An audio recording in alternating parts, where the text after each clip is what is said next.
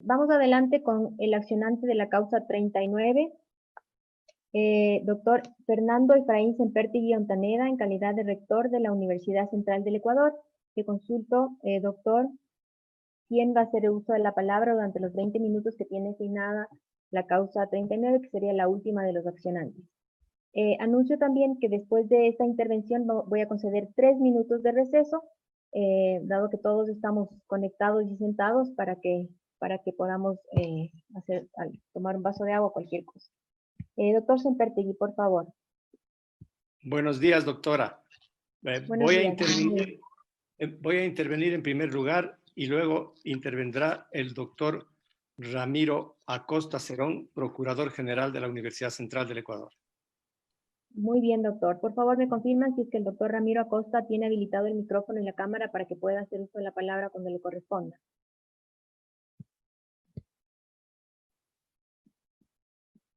Se encuentra habilitado, doctora. Muy bien. Doctor Acosta, ¿podría hablar para yo visualizarle, por favor? Porque no le veo. Sí, doctor. Buenos días. Buenos días. Buenos días, muy bien. Listo, entonces, por favor, Alegría, empezamos el conteo. Tiene el uso de la palabra, doctor Sempertegui. Bienvenido. Muchísimas gracias, doctora y señores magistrados de la Corte Constitucional.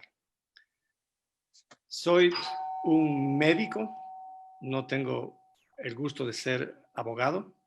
Soy en realidad un docente universitario y un investigador biomédico.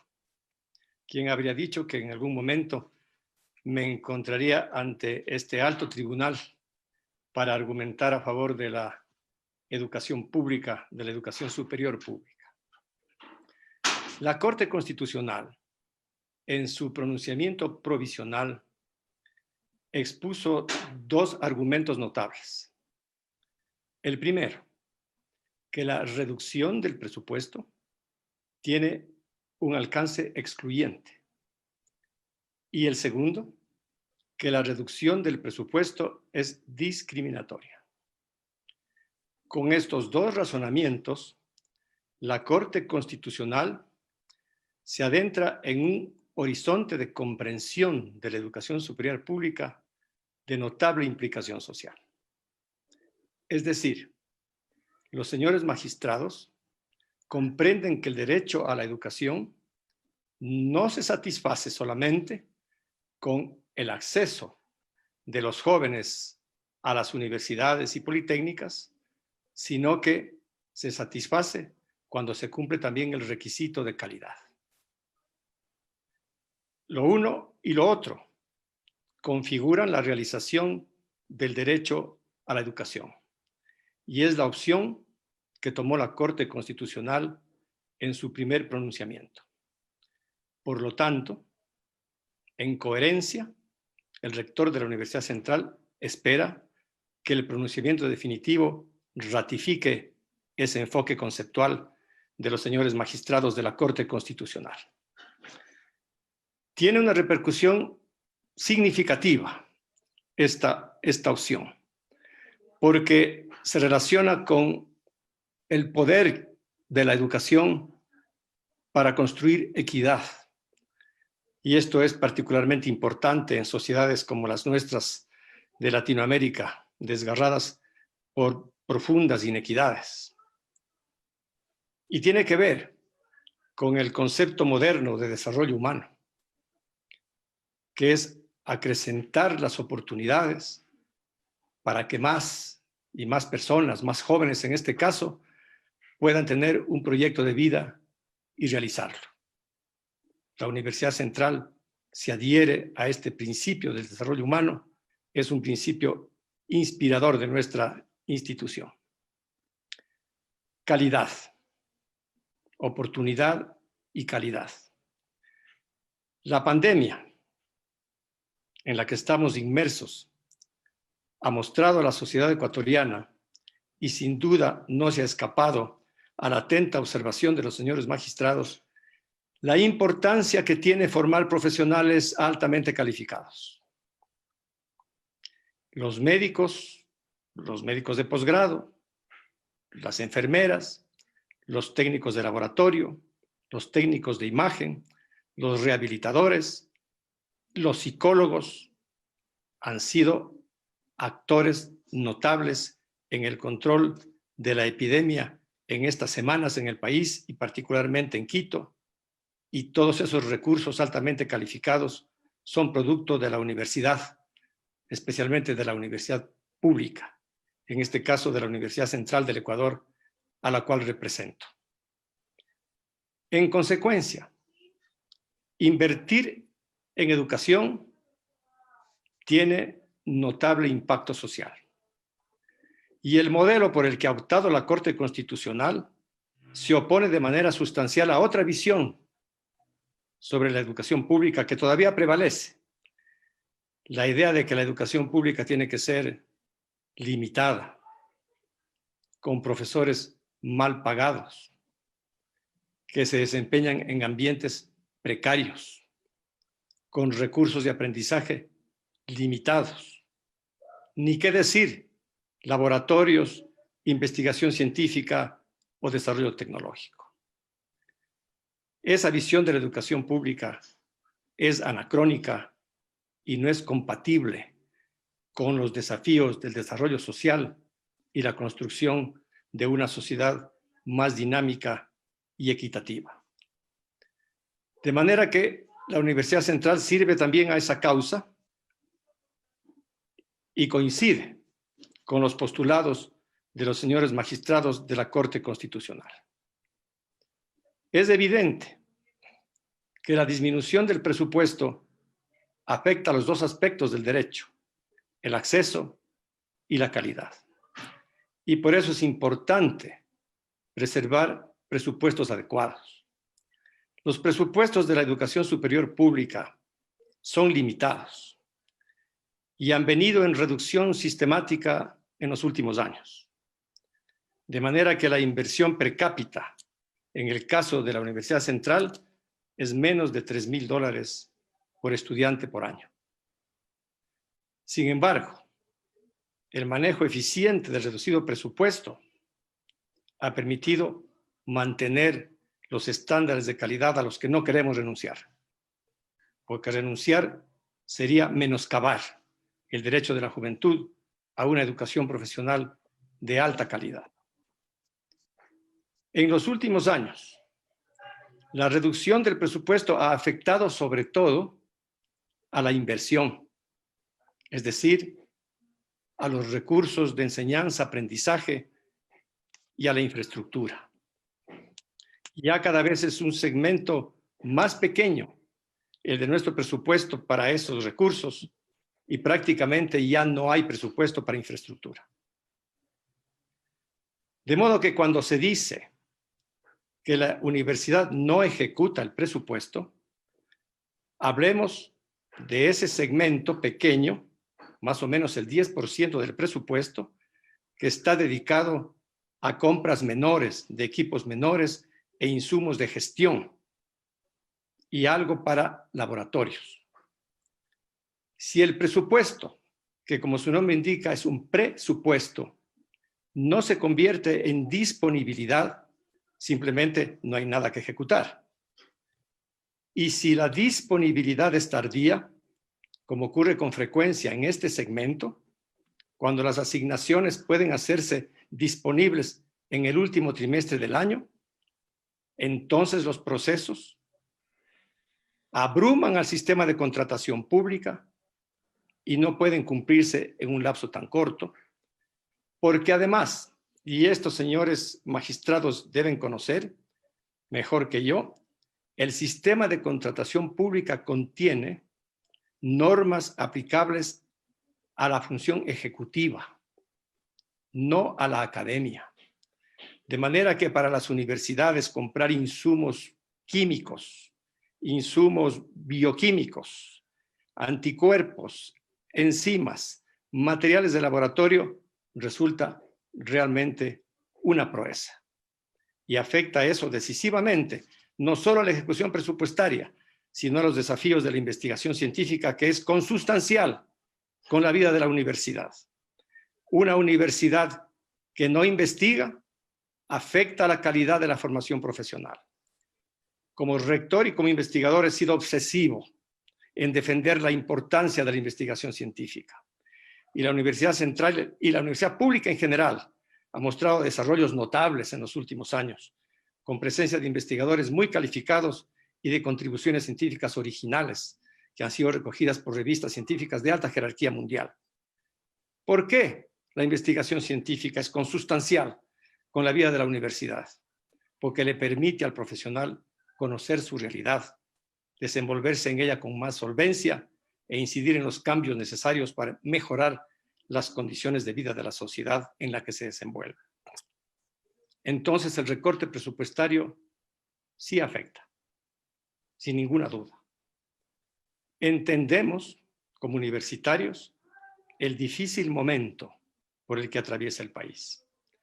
Hemos estado estricta y absolutamente vinculados al curso de esta epidemia, con todos nuestros recursos humanos y con toda nuestra capacidad, incluidos nuestros laboratorios avanzados. De manera que entendemos el impacto diferencial que ha tenido la epidemia, castigando especialmente a los sectores más vulnerables. Estos sectores más vulnerables encuentran en la educación pública la oportunidad de una reivindicación, la oportunidad para acceder a un horizonte distinto de realización personal y familiar. Por eso en mis argumentos públicos he dicho que la educación y la salud interactúan y están articulados, de modo que afectar a la educación es golpear a la salud y viceversa. Esta interacción entre educación y salud está muy bien recogida en la Constitución y en sus mandatos. Por eso, ni en condiciones de excepción pueden afectarse sus recursos, sus presupuestos. Estoy, por lo tanto, aquí, señores magistrados, para exhortarlos a reflexionar sobre estos argumentos que están en plena coincidencia con su pensamiento. Por supuesto, no nos hemos negado a dialogar. Estamos dispuestos a dialogar. Pero hay que deshacer este nudo gordiano. Bien pudo haberse deshecho el nudo con una voluntad de los decisores de política. Pero ya que no ha ocurrido así, hay que dar el tajo constitucional, como lo hizo Alejandro. Y esto es poner la norma constitucional y la ley en el punto donde deben estar. Una sociedad que se pasa por alto las leyes debilita sus instituciones. Y el debilitamiento de las instituciones echa a pique la convivencia social. Muchas gracias, doctora, señores magistrados. Consulto a los señores jueces si es que desean hacer alguna pregunta. En primer lugar, yo voy a hacer una pregunta al doctor Sempertegui. Doctor, usted mencionó que ha habido recortes a las universidades en años anteriores.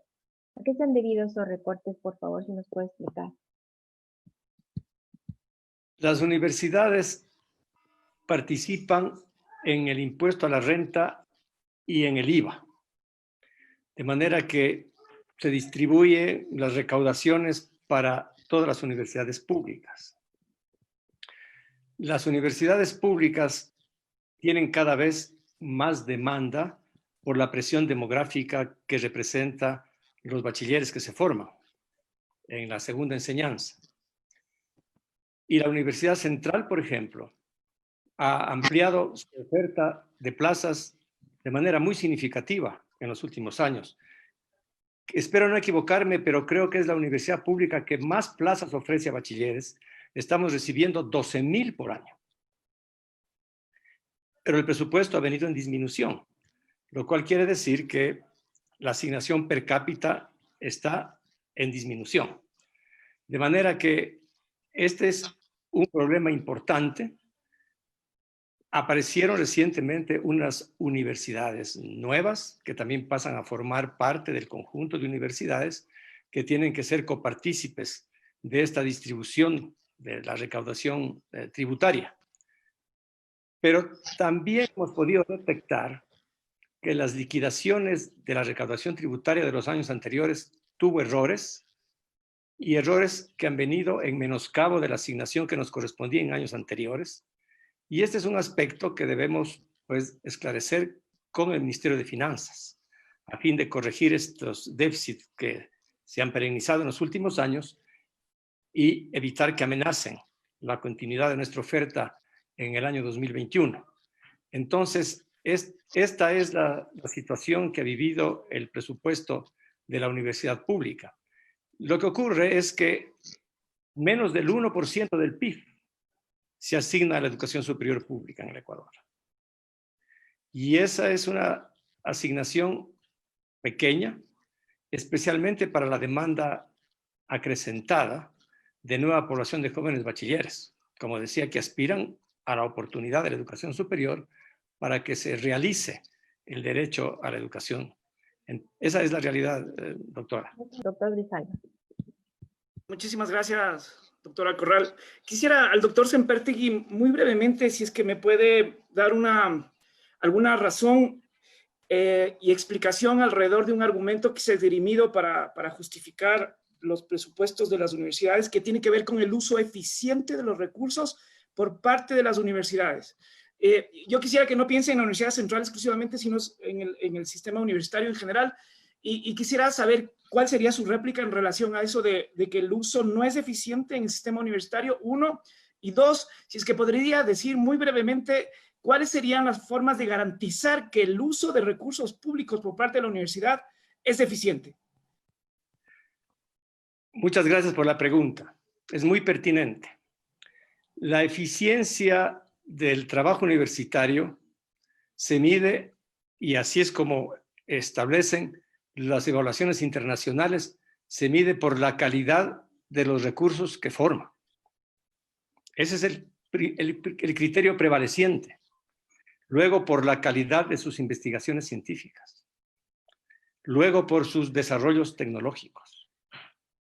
Son los criterios con los cuales se establece la calidad de las universidades. No forman parte de los criterios de calidad indicadores como la relación profesores versus personal administrativo. Sin embargo, ese es un argumento que ha aparecido en el escenario para decir que en las universidades públicas ecuatorianas hay demasiados empleados versus los académicos. Yo, en este caso, sí doy razón por mi universidad. Esa relación es menor a 0.4. Es decir, tenemos más del doble de personal académicos con relación al personal administrativo, y este personal administrativo incluye personas que trabajan en los laboratorios, que organizan el material de laboratorio, que preparan las experiencias de laboratorio. Y una universidad como la Central, que tiene 64 carreras, más de 40 técnicos experimentales que manejan actividad de laboratorio, entonces necesitan estos recursos de apoyo. Por comparación, la Universidad de Harvard tiene 1.9 profesores por un administrativo. La Central tiene 1.56 por un administrativo. Es decir, incluso en este indicador, que no es un indicador de jerarquía, de calidad de la educación superior, nosotros estamos dentro de una ponderación muy aceptable. Lo que ocurre, doctor, es que la reducción del presupuesto tuvo una direccionalidad. La direccionalidad es al personal, para disminuir el rol de personal contratado, lo cual para nosotros infligía un duro golpe al personal contratado académico, porque en numerosas carreras de la universidad nosotros dependemos de la participación de profesores contratados, y este es el ámbito de la salud. No podemos formar profesionales de la salud si no tenemos tutores, especialistas y expertos en los hospitales. Y a estos expertos y tutores tenemos que contratarlos, porque trabajan en sus unidades hospitalarias a tiempo completo y pueden darnos a nosotros una dedicación parcial, como permite la Ley de Educación Superior. Si prescindimos de estos contratos, si reducimos ese segmento de contratos, simplemente ponemos en riesgo la oferta de esas carreras que tienen que desenvolverse en el ámbito hospitalario. Entonces, esta reducción del presupuesto tenía esa direccionalidad, provocar un desenrolamiento.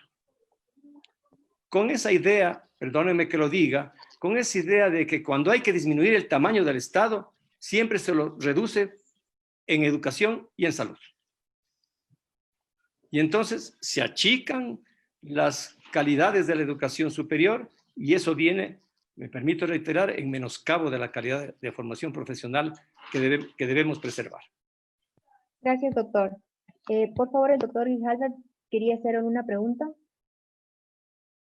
Sí, mi inquietud iba en el mismo sentido de lo expresado por el juez Ávila, pero quizás podemos hacer una especificación al rector que le pediría al rector Sempertegui. En el artículo 25 y 26 de la Ley Orgánica de Educación Superior se hace referencia a la rendición de cuentas que por el uso de fondos públicos deben hacer las universidades.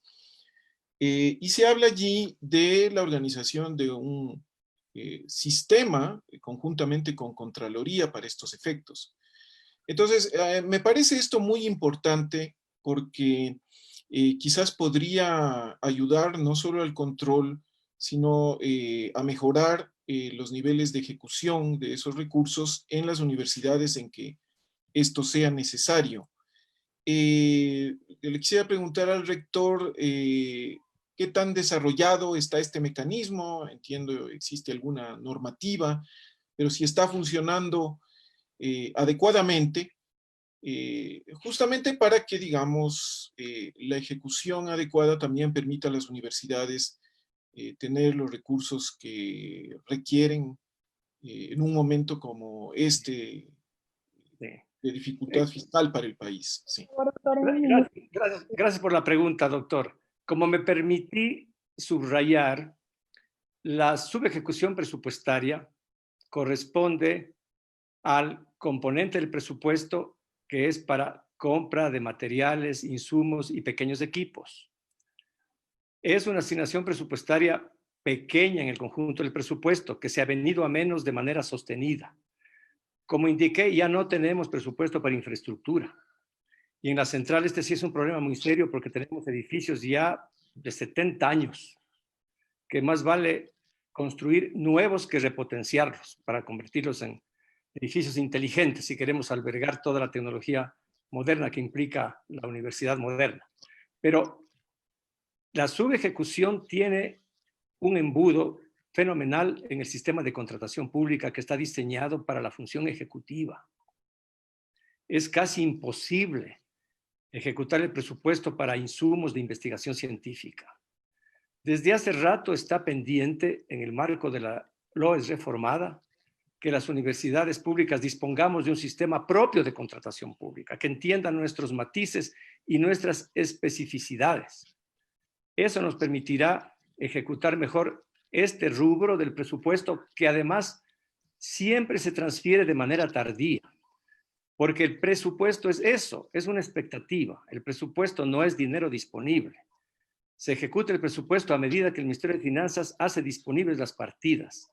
Y si las partidas de este componente llegan tardíamente y debemos enfrentar un sistema normativo de contratación ajeno a la especificidad de la universidad, entonces allí tenemos un problema. Por lo tanto, no se trata de reducirnos ese segmento que ya es pequeñísimo de la asignación presupuestaria, sino de ayudarnos con las normas adecuadas a poderlo manejar de manera apropiada. Ese es, creo, un punto de política pública en el que hay que poner acento.